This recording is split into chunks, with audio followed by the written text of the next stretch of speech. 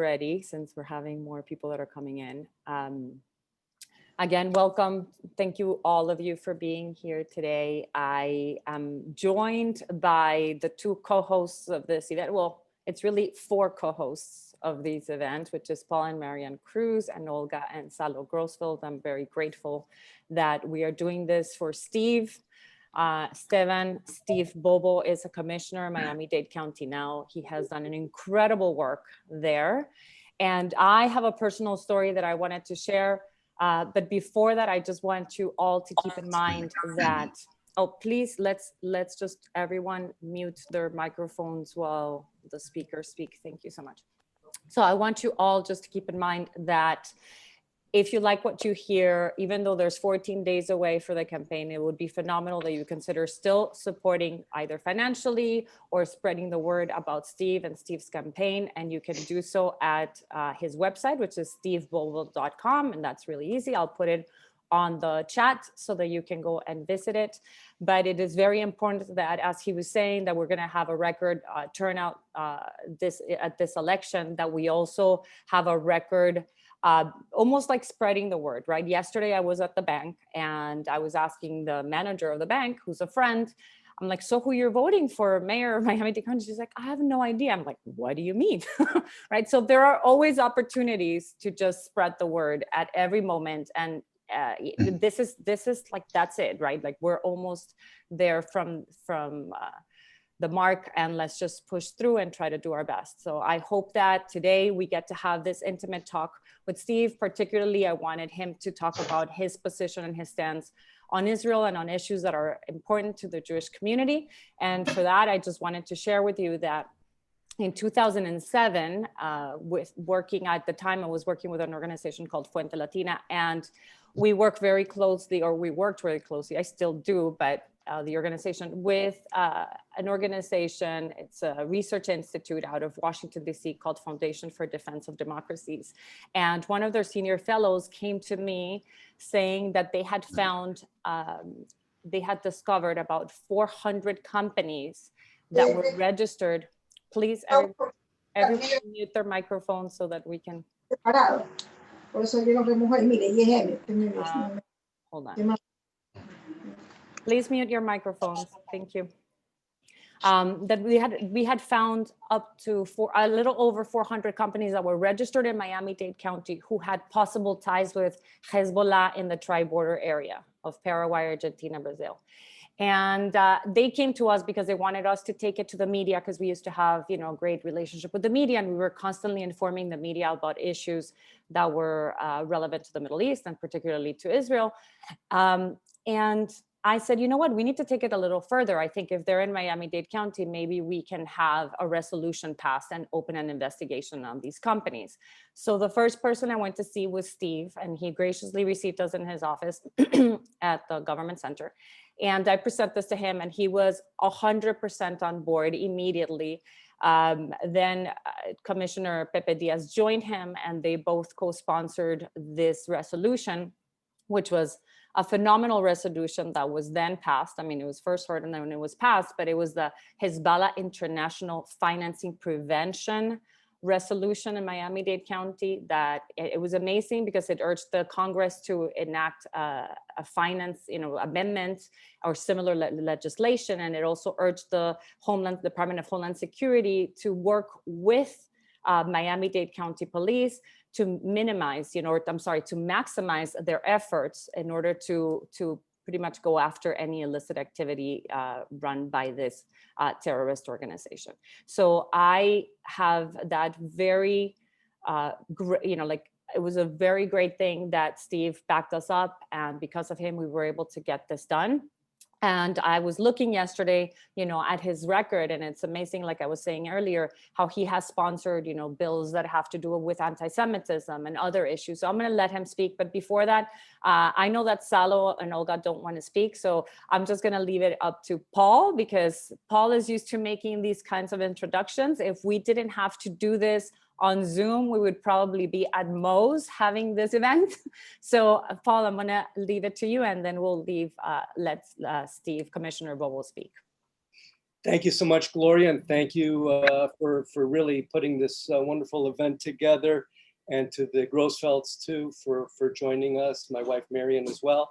I think it's really important, and as we were saying a couple of minutes ago, I don't think the differences between Commissioner Bovo and Commissioner Levine Cava could be any starker than they are, particularly given the situation that our country and our county find themselves in. And I think that Commissioner Bovo will be a unifying force, that it will help bring together our whole community.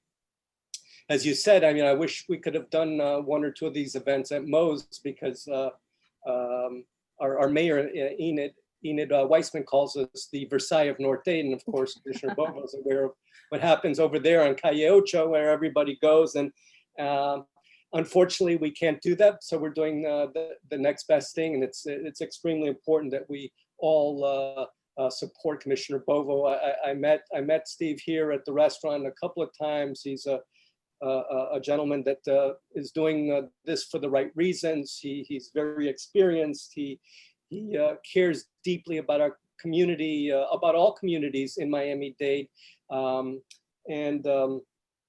Given that now we're talking about the pro-Israel community and the importance of the relationship between our countries, between US and Israel, but particularly, it's amazing how you can get a county to really be involved in this as well.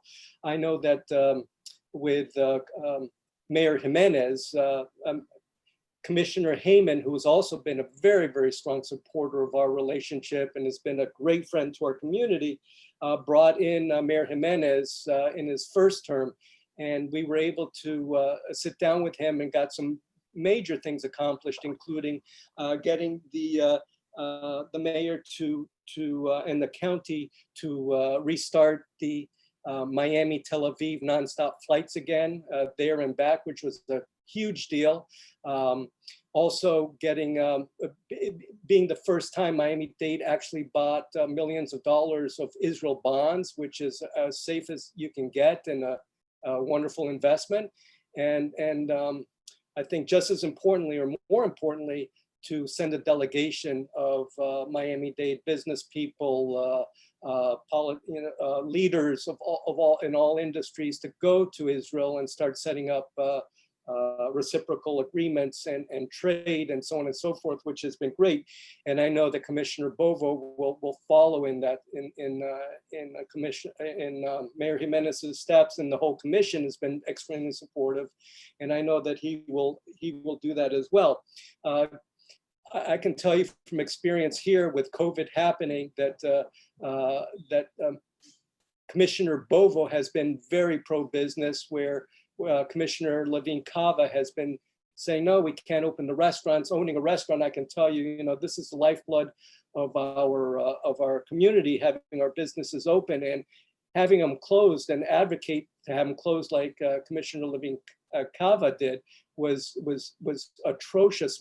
A good amount, I'm sure at least 30% of our restaurants have closed, and I'm sure a lot of businesses as well. And I know that Commissioner Bovo is well aware of that, and has been advocating that we open very safely, but that he understands that opening our economy is extremely important, that we can't, it's not either or, we have to do it, we have to do both, and we have to do it safely. And the other thing I love too is that obviously he's extremely pro law enforcement, which is extremely important at this time, as opposed to his opponent. And so I think that Commissioner Bovo will strike the right tone and the right leadership in guiding our wonderful county that we all love and live in for the next 4 or 8 years, whatever the case may be. And so that's why I'm proud to introduce and support Commissioner Steve Bovo. Amazing. Okay, well, Steve, you have the floor. Well, I want to first and foremost thank all of you. It is early, and I do appreciate all of you getting up and just having this conversation. And as I was saying earlier, this campaign's going on a year now, and it seems like we've been on a marathon. and it's coming close to an end now, 14 days out. People are voting like crazy. And I think obviously the national mood, the what I call the circus of the national politics is driving a lot of voters. And it's important that people then pay attention to the local government. We talked a little bit about how, we're the ones that provide you a lot of the services that you pay. I do want to, before I make some comments of my, my relationship, I think if I could call it, with the Israeli community, Paul touched upon something that I think is important to understand, and how we open our economy. How do we, live with a virus until, we get through this situation? And what's the challenge, and how do we get people employed? And for me, Paul, one of the things I had been thinking about, and one of the things I'd like to implement, and at some point we're going to have a further conversation, is that, I think we need to talk to business owners and have you, for example, tell me, how do you keep your employees and your customers safe? And then I just hold you accountable to your plan. Not a one plan fit all kind of situation, but understanding that we're going to have some flexibility. And then I'm willing to go even as far as put a rating on your door, put a decal, 3-star, 3 gold star, COVID compliant business, where people have the confidence to be able to go in and say, okay, they've met all the all the requirements to keep me safe as a customer. Because at the end of the day, you do everything you need to do. If customers don't feel safe going into your establishment, then they're not going to go in. And to me, that's a better dialogue, to create some sort of format that allows for people to feel comfortable and safe when they go into your establishment. But that's for after I get elected. Let me say that first and foremost, as a Cuban American, I've watched repeatedly how Israel has supported the United States, and really the only nation in the world that has supported the United States consistently in its condemnation of Cuba and its human rights violations. It has supported the United States forever, as far as I'm concerned, as far as upholding the embargo against Cuba. That has always impressed me. That has always found, goes right direct to my heart. My dad is a veteran of the Bay of Pigs. I was raised a little different than most Cuban kids. Not that we didn't talk about, or other kids didn't talk about, Cuba and communism, but in my home, it became real because my dad had a lot of friends that were political prisoners, people that were persecuted. And so for me to see Israel consistently stand with the United States in its condemnation of Cuba has, for me, built an allegiance that'll probably be unbroken. It was further cemented the day I visited Israel and found two interesting things. Tel Aviv's looked a lot like Miami, at least it had a Miami vibe to it. And then I went to Jerusalem, and it was like being transported to another world. And, anybody, and I'm sure all of you have been to Israel, and anybody that's been to Jerusalem, it's transformative. You see in my opinion, the cradle of our faith embedded in Jerusalem. And it was very touching for my wife and I to be able to visit the different sites. And a good friend of mine, Simon Falick, had invited us on this trip. And for us, it was transformative to be able to, visit not just Tel Aviv and Jerusalem, the Dead Sea. We were able to go to the Golan Heights, and on the heels, by the way, of the president's visit to Israel, which everything there was full of posters welcoming the president, and we happened to be there on the anniversary of the reunification of Jerusalem. So it was an intense trip, so to speak. We, because of that affinity, I think, as I said earlier, with regards to Cuba and Israel and that visit, we, not that we did it by design, but we felt very strongly about these issues. Had a lot of conversations with Norman Brayman also, and we felt it was important to take the lead. And by the way, everything we did, we would offer co-sponsorship with Sally, co-prime sponsor, because she's a very, very strong voice and advocate for Israel on the Board of County Commission. And I did not want want to disrespect her in any way. So we co-sponsored everything together. So whether it was Airbnb's move of restricting rentals in what they call the occupied areas, we immediately acted quickly to ban any use of Airbnb by any county agency or any county employee as far as business travel for the county. We would, and then you saw that Airbnb kind of backtracked very quickly. We worked on a lot of anti-Semitism legislation to make sure it was categorized in the right way, and even I think went a step further. I've been working on a piece of legislation in many of the synagogues in our community here. There's almost a requirement to have a police officer. That's very costly to a lot of the houses of worship. And I'm working now on a piece of legislation that if there is a soft target in our community or a perceived soft target, that it shouldn't be because you worship, you have to pay extra to have police parked in front of your establishment. So this is something that we're working on. We were doing this with Dr. Alan Jacob, who had alerted me to a situation that many of the synagogues have extra expenses just to park a police officer. It doesn't happen at the Catholic churches. I haven't seen him at the Catholic churches. It doesn't really happen at the Christian churches either. And I found that to be something that isn't right, to be perfectly honest with you. And I think it's something that we want to look at this, and because there's overtime for police and jurisdictions and what have you. But the reality is, just when you go to worship, you should feel safe. And I don't think there needs to be a requirement to pay for that safety. But anyways, we're working on that, and we'll see. As mayor, I want to be able to continue, working to that end. We've been supported by Governor Ron DeSantis, who has also been a strong advocate. I believe he's already gone once, maybe even twice to Israel. I know the mayor of the county's gone there, look at some of the technology to see, how Israel has addressed the issues of transportation. I found it very interesting that in an old city like Jerusalem, there was an actual commuter rail line going through there. And here in Miami-Dade County, which is not that old, has struggled so much just to get a commuter rail line. But anyways, I found that kind of interesting. The tech industry in Israel is probably second to none. And the mayor and I've talked a lot about how do we lure or try to entice co-partnerships with a lot of the tech startups in Israel so that we could, kind of mirror and collaborate with them. And we want to diversify our economy. One of the things we've learned with COVID is that we're heavy tourism, and our hotels, by the way, are really taking out of here.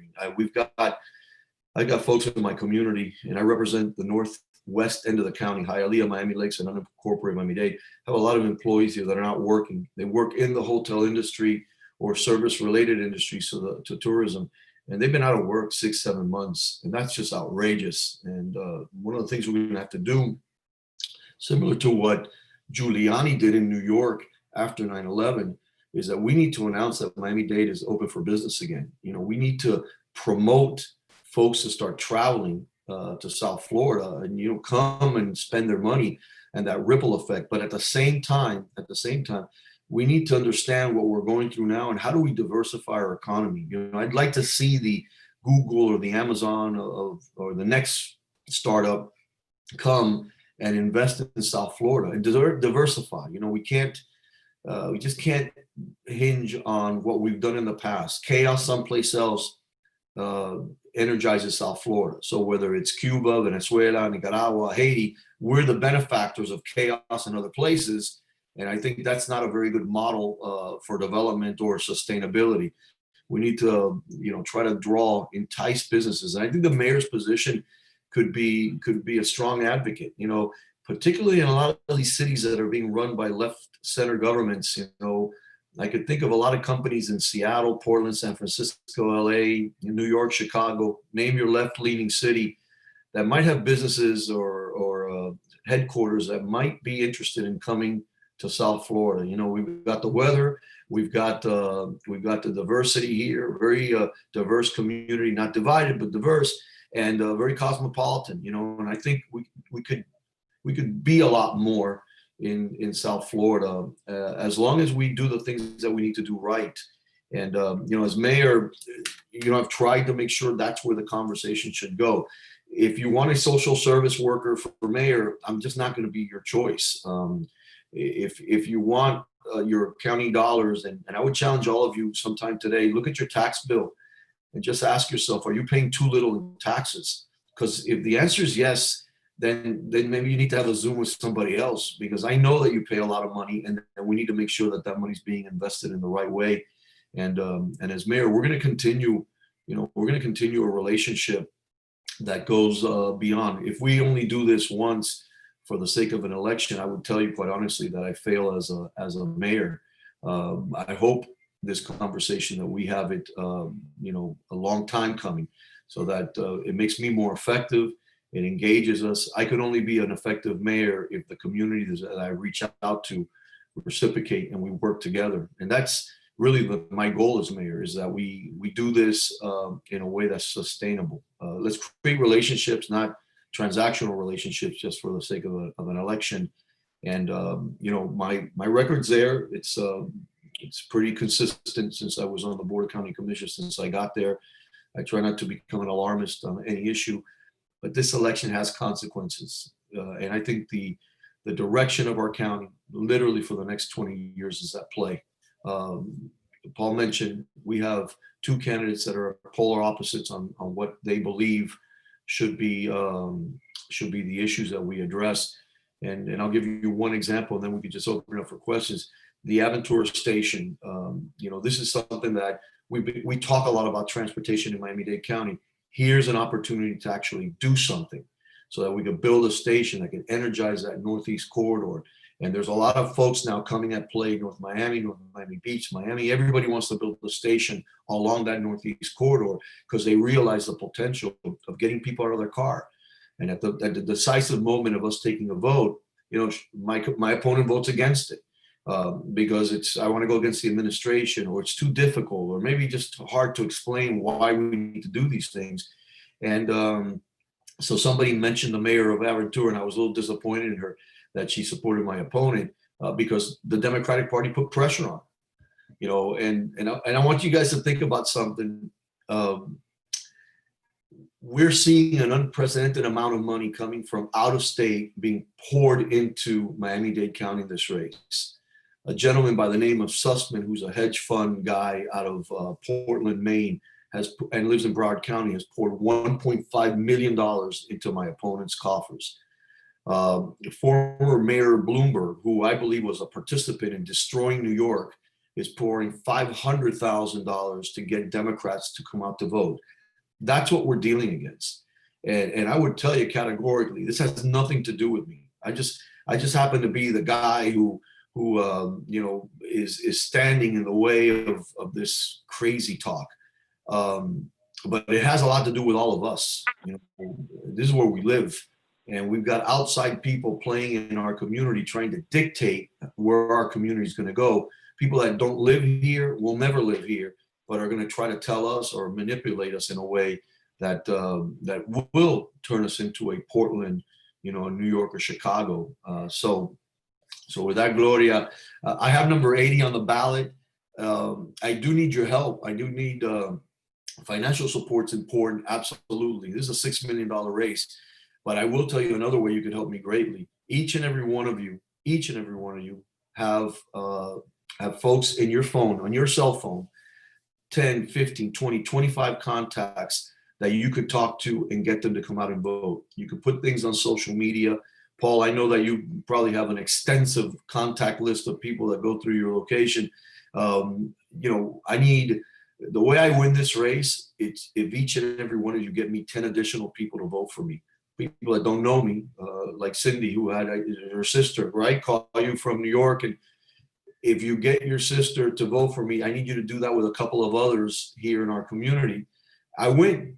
It's as simple as that. We've been doing it grassroots from day one. We didn't expect to be in first place. I certainly didn't expect to be in first place in the runoff or in the general or the primary, but we did it through word of mouth, communicating with people. There is a lot of excitement out there, but there is a lot of left-leaning folks in our community that want to make our county similar to what we see in Washington, D.C. And we can't allow that. If not, we lose we lose whatever we've built here with all its imperfections. What we've built here as a community that draws so many people to South Florida, we will lose it. And then we won't recognize this in a couple of years. Thank you so much, Commissioner Bovo. So those of you who have questions, you can type them in the chat. There's one question right now, and it's on your position on the airport contracts and county government in general, such as why you believe MIA current contracts awards process is unfair. What's your overall vision for MIA and county government, county personnel, and also why do you believe there is a bottleneck on the current permitting process? Well, there's a lot to unpack there. But, I know, but just maybe like a brief, because we only have 15 minutes. You cannot give a whole dissertation on MIA. I think one of the biggest frustrations we've had in procurement is that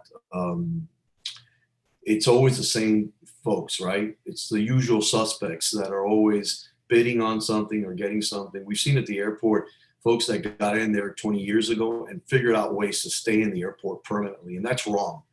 And not that they're not good people, but we should continuously be going out to bid every 5 years or so that A, we are stay current in our airport with what we could offer, and B, give others opportunities also. It doesn't mean that somebody that's an incumbent can't win, but you got to always challenge. If we don't challenge folks that are incumbents in this realm of doing business at the airport, then it goes stale, and we need to be able to continuously, one of the things I want to work on, I couldn't do really as a commissioner because there's just so many things on our plate, but I do want to work on procurement. We need to have a more transparent process in procurement. Those that want to bid on a county contract need to feel that they don't have to hire up, 5 lobbyists to get something done. That's probably the biggest eyesore, I think, for county government, is that this continuous thought that you have to hire a lobbyist to get things done. And, I've prided myself in the 9 years that I've been on that Board of County Commission, and in the years I served as city council and state representative before that, you could never name a lobbyist that you could quote unquote, well, hire this guy and you get Steve Bovo's vote. I've never operated that way.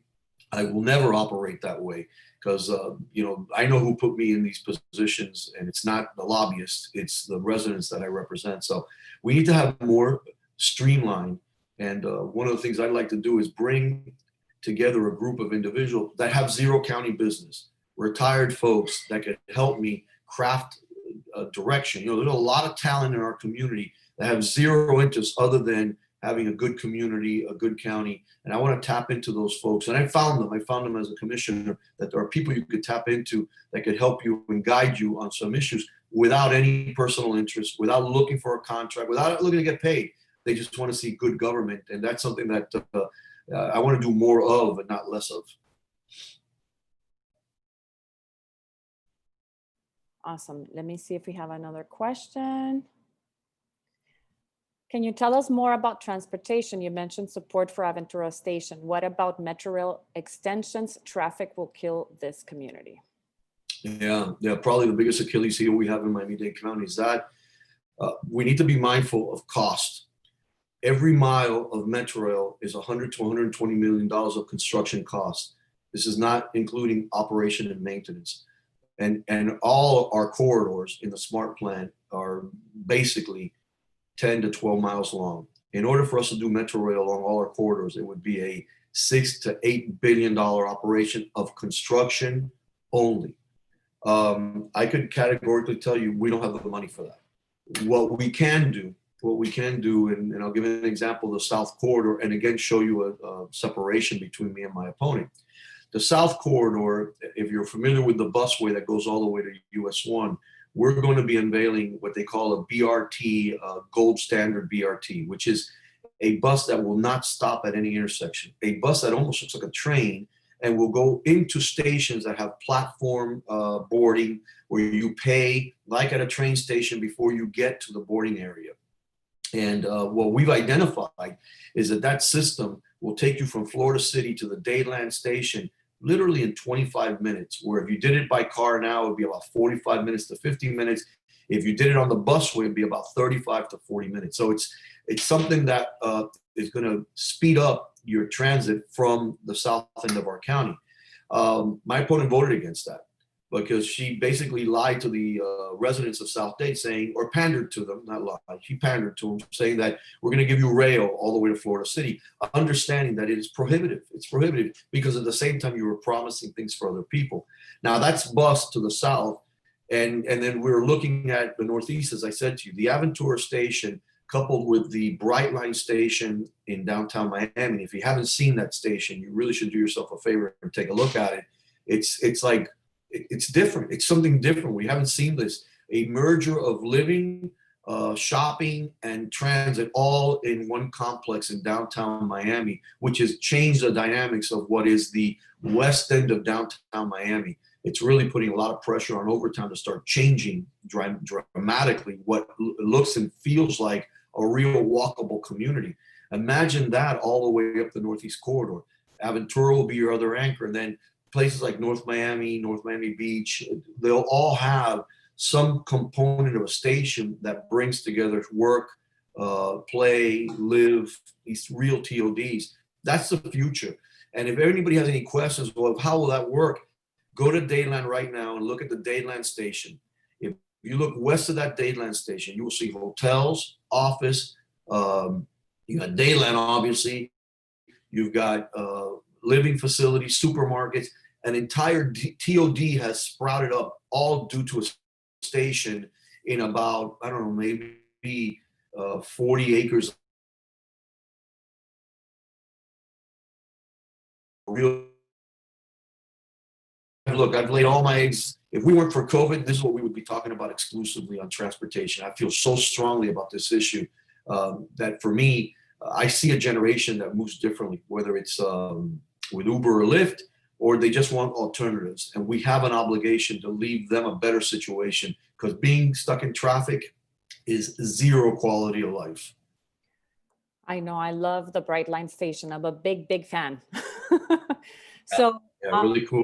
Right, it's amazing. And those that didn't get to ride it before, it's like a missed opportunity. Hopefully we can all get to enjoy it again soon.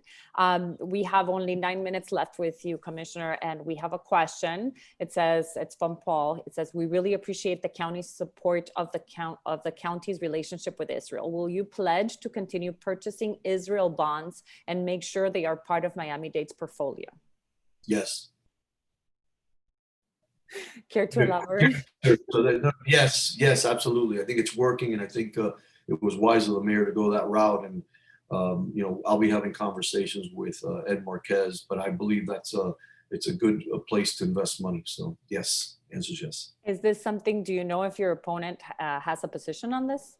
I don't think she. I don't know what a position she would have on this. I would. She's not anti-Israel, so I wouldn't go as far. I do know that she wants to fund more social service programs, which I think go opposed to what many people in our community want. In fact, Gloria, if you notice, in the last 25 years, we've had 4 incorporation movements that are successful: Miami Lakes, Pinecrest, Doral, and Miami Gardens. Okay, 4 of them. Not one incorporated because they lacked social services. They incorporated because they wanted better garbage, code enforcement, police, fire. This is what you pay taxes for, and that's where I'm hinging a lot of our effort to make sure that we do that part good, and then we can look at the state and excess funds to look at other programming. But on this issue of Israel, look, I think the board's pretty tight on this issue of Israel. I mean, she may appease some of the left on some of the more crazy stuff, but I don't remember her speaking on the issue of when they were trying to get us to divest out of Israel, that whole crazy movement. It was me and Sally that took the leadership on these issues. She never really talked about them. Okay. So Eitan is asking, DLC circulated a large flyer touting her pro-Israel bona fides. I've been to Israel with Steve. He's the best for Israel. Gloria, can I ask a question? I cannot type it. Okay. Yes, Eitan, please unmute yourself. Hey, Steve, how are you? Good. Thanks for everything you're doing. I know it's a big sacrifice, and we had a great trip to Israel, and you are the best. she may. It's glad to hear what you said about her, that she may not be bad, but I just We can't hear you, Aitan. You muted yourself. There what's you that? go. Yeah, I was really shocked to see this flyer, and it's really big, and it talks about cooperation with Israel and everything. So, but on that note, I'm in Northeast Dade, as you know, large Jewish population. I was talking to Kevin Cooper last night. I see her signs everywhere along her signs along US 1 and in some of the neighborhoods, and haven't seen anything from your campaign. I'm only mentioning that because we know there are a lot of people who just vote down ballot without, especially a race like this that's nonpartisan. People see two names, they might see a Jewish name, Levine, that might attract them, but more importantly, they'll know who she is. To the people who don't know, and this, I'm sorry, I usually do ask a question. This is more of a suggestion, but I'd like to get your feedback on it. To the people who don't know the candidates, who don't know that it's, even though it's nonpartisan, it is effectively partisan in this regard. You need to get your name out there, because there are going to be people who just don't know who the candidates are and just have seen her sign and said, "Oh, I'm going to vote for her because I saw her sign." And I just would urge you to make more of an effort in this area. There's still a lot of Republicans up here, and more importantly, there are people who want you in there for business purposes because of the great track record you have. So, is there something you can do about that? And I hope you understand what I was trying to get across here. Yeah, I do, Ethan, and we went to Israel together. We had a great trip, and have great memories of that trip forever. Look, campaigns are expensive, and campaigning in Miami-Dade County is akin to campaigning in a country. I mean, you're looking at a county with $9 billion budget, which is more than some states of the union, and definitely more than some of the countries in our hemisphere. And it's expensive. It's expensive. You're going to see more of my presence. In fact, after I believe tomorrow, I will be probably camped out in the northeast and north end of our county as far as early voting sites are concerned, because I do want to get out there and see people and talk to people. And we're going to be doing some stuff with regards to social media. We're going to do some stuff with regards to a lot of influencers. Campaigns have changed a lot. And believe it or not, today there's so much value for that Instagram person who has 15,000 followers, as opposed to putting something in mail, because these are things that, our attention span. You get home now and mailers are just being tossed in the garbage. If all of us, I think I've received every day probably 3 or 4 pieces of mail. Now I'm in this business, so I look at them. But I do know a lot of folks that I've asked, and they said, "Oh yeah, I just toss them. I don't even look at them. They look at them as junk mail. They just look for something that's being sent to them, a bill or something, and the rest go out." So we've changed a lot. So you see a lot of digital media approach, a lot of social media approach. For the ladies that are on the call, if you go to Instagram and you type in at Women for Bovo, we ask you to subscribe, join. We did an event last night, Women's for Bovo, and really impressed with how many ladies came out to support our candidacy. And really, that's the phenomenon now. Only in Dade Instagram page is worth $5,000 to a campaign just to be able to post your pictures. And this is how this thing is starting to evolve. A lot of folks have WhatsApp chat groups, and with 20 people, 30 people on different subjects. This is how campaigns are now. But I'm not going to ignore what you just said. I'm going to make sure when we get off this call that my campaign knows that we need to start stepping up in that area, because I think there's a play out there for us. I think there's a community out there that not only cares about Israel, but cares about the quality of life in their own communities. And I've seen what goes on in Aventura. It's traffic. That's what goes on in Aventura. Constant traffic. And we got to figure out ways how to give some relief to those people living out there. Commissioner, I know we have only a couple of minutes, but I'm going to read out this question and see if you can answer quickly. It says, "Thank you, Marianne and Paul and the Grossfelds and Steve Bovo. It was an honor to have you attend our Heroes for Israel Gala last year." This is Sharona Whistler. "The other week, the Palm Beach County School Board voted to rehire the former principal of Spanish River High School, who denied the Holocaust as a historical fact multiple times. It's really unfathomable. How would you have confronted such an issue? It's just outrageous. I mean, you know, I don't understand how someone could deny history, living history. Okay, I mean, if you would tell me this was something that happened 400 years ago and nobody out there to give testimony, you could maybe deny, but it's just crazy. Look, notwithstanding the national scene, notwithstanding this race that I'm in, I would implore all of you, to pay close attention to your school board races. Okay, we've learned some valuable lessons during this pandemic. Number one, the teachers union, not teachers, but the teachers union is so all in on this Biden campaign and this left of center campaign that they've been participants in collapsing our economy. All right, and I predict soon enough, they're going to close schools again. You know, they're going to use any excuse they possibly can. And this is one of the problems. We don't pay enough attention. And if that happened in Miami-Dade County, there should be, and there would be, outrage and pressure put on their school board members to fire this teacher, you know, or this person shouldn't be in a classroom, period. And, but that only gets confronted by folks willing to come out and speaking about these issues, you know, not being shy about it. You know, if you allow it, even in its infancy, then we're condemning all ourselves to this kind of thought process. So I don't know the particulars of this case, but to me, it's probably outrageous. And I'm sure some court probably interjected its way. I don't know. That's not right. Well, either way, thank you so much for this time. I know we're a minute over, and I just wanted to honor your time. And I know that you have a full schedule, and we're very grateful that you're here with us. At least I can say on my part and my family's part, we're definitely supporting you and doing what we can to get the word out there. And I know that those that have heard you today, I'm sure you also touched their hearts. If they didn't know you before, I mean, it's impossible to meet you and not, you know, want to help you out. So you see, Cindy said she just followed Women for Bovo. So you have one more Women for Bovo. And hopefully you'll have hundreds from here to election day. And yes, election started yesterday. So, you know, early voting, I'm sorry, not election, early voting started yesterday. So any of you that are going to go out to vote, please start calling your friends, those 10 friends, 20 friends that Commissioner Bovo is talking about. It's time to just start making calls and help them make that one decision. So vote 80. Yes, good stuff. Guys, thank you. Stay safe. God bless all of you. And I hope we get to see each other soon enough. Thank you again. Yeah.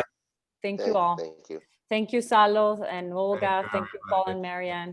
Bye-bye. Bye. Thank you, guys.